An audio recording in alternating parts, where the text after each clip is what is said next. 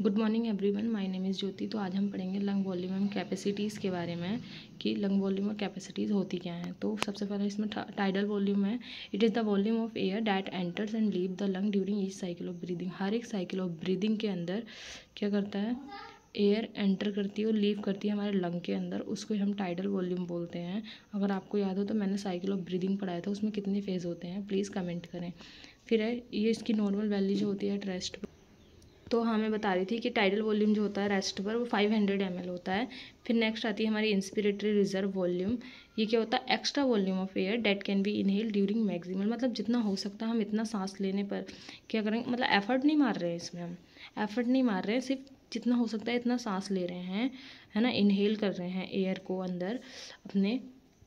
तो ये होता है हमारा 3100 ml इंस्पिरेटरी रिजर्व वॉल्यूम। फिर नेक्स्ट आता है इंस्पिरेटरी कैपेसिटी। इसमें क्या करेंगे हम, वो अमाउंट ऑफ एयर होता है जहाँ पे हम इनहेल करते हैं मैक्सिमम एफर्ट के साथ जितना हम इनहेल कर पा रहे हैं, है ना।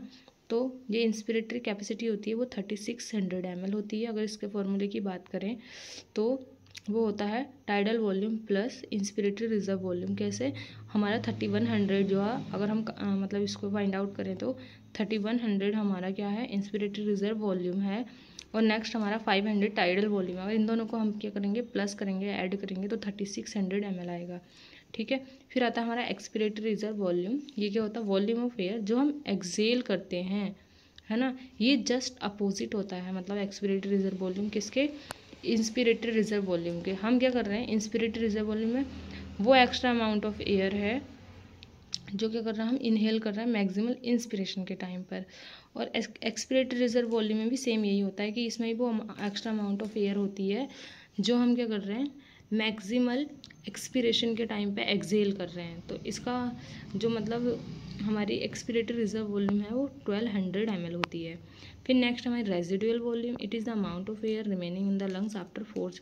मतलब हम जितना चाह रहे हैं, एक एफर्ट के साथ, फोर्स के साथ क्या कर रहे हैं, हम अपने एयर को एक्सेल कर रहे हैं लंग्स से, है ना, आउट कर रहे हैं मतलब। तो उसके बाद हमने मतलब जितना फोर्स लगाया, जितना हमारा एफर्ट था, सारे एफर्ट मार के हमने जितना हम हो सका, हमने क्या करा, लंग्स से एयर को क्या कर दिया, आउट कर दिया। फिर उसके बाद जो एयर लंग्स में रह जा रही है उसको हम रेजिडुअल वॉल्यूम बोलते हैं।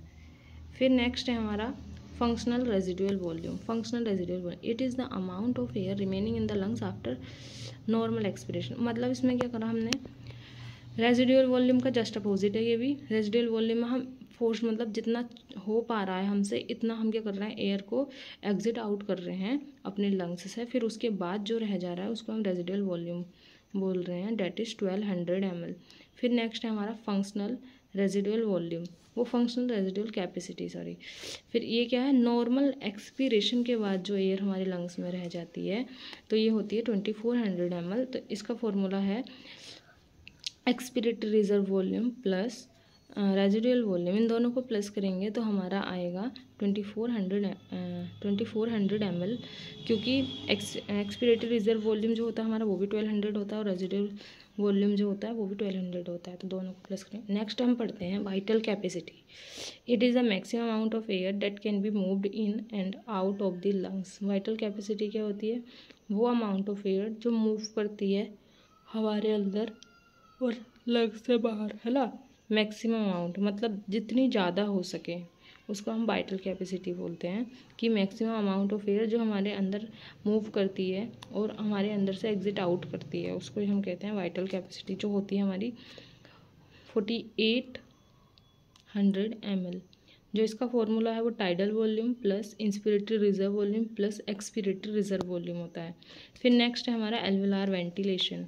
एल्वेलार वेंटिलेशन क्या होता है, it is the amount of air that move in and out of alveoli per minute. वो अमाउंट ऑफ एयर जो पहले हम जो एयर की बात कर रहे हैं वो सारी लंग्स के अंदर हो रहा है, लेकिन एल्वेलार वेंटिलेशन का मतलब वो अमाउंट ऑफ एयर जो हमारी एल्वेलाई के अंदर जा रही है और एल्वेलाई से बाहर आ रही है हर एक मिनट में, तो उसको हम एल्वेलार वेंटिलेशन बोलते हैं।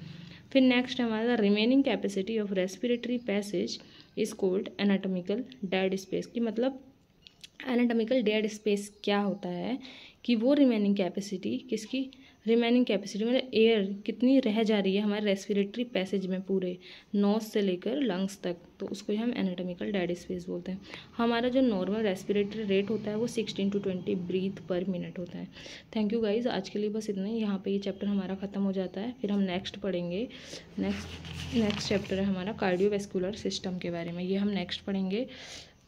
तो अगर आपको मेरी वीडियो अच्छी लगे तो प्लीज़ लाइक करें और शेयर करें और मेरे चैनल को सब्सक्राइब करें। Thank you.